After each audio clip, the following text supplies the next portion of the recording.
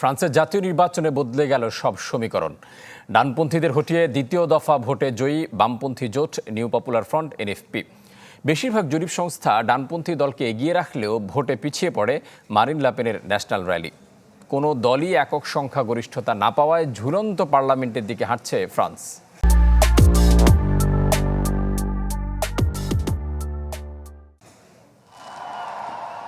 রাতারাতি বদলে গেল সব সমীকরণ। বুথ ফেরত জরিপকে ভুল প্রমাণ করে ফ্রান্সের জাতীয় নির্বাচনে জয় পেল বামপন্থী জোট নিউ পপুলার ফ্রন্ট বা এনএফপি। প্রথম দফা ভোটের ফলে জয়ের সুবাতাস পাচ্ছিল উগ্র ডানপন্থীরা, কিন্তু দ্বিতীয় ভোটের ঠিক আগে বামপন্থীদের সমর্থন দিয়ে 2 শতাধিক কেন্দ্র থেকে প্রার্থিতা ফিরিয়ে নেন ম্যাক্রোর দলের প্রার্থীরা। এতেই ভরাডুবি। ভোট শেষে মারিন লাপেনের ন্যাশনাল র্যালির অবস্থান তৃতীয়।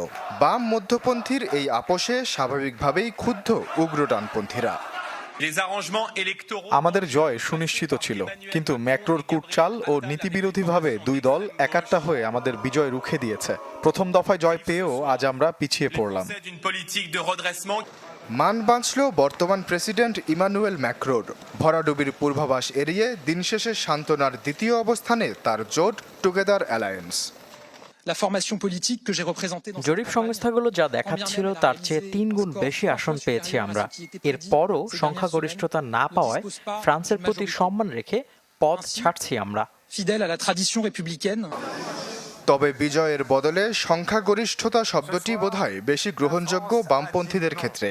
577 আসনের মধ্যে জয় পেতে দরকার ছিল 289টি, যা জোটাতে পারেনি ডান, বাম কিংবা মধ্যপন্থী একটি দলও। সর্বোচ্চ 182 আসন পেয়েছে বামপন্থী শিবির। ফলে দিন শেষে ফ্রান্সের পরিণতি ঝুলন্ত পার্লামেন্ট। আশ্বাস চৌধুরী, চ্যানেল 24।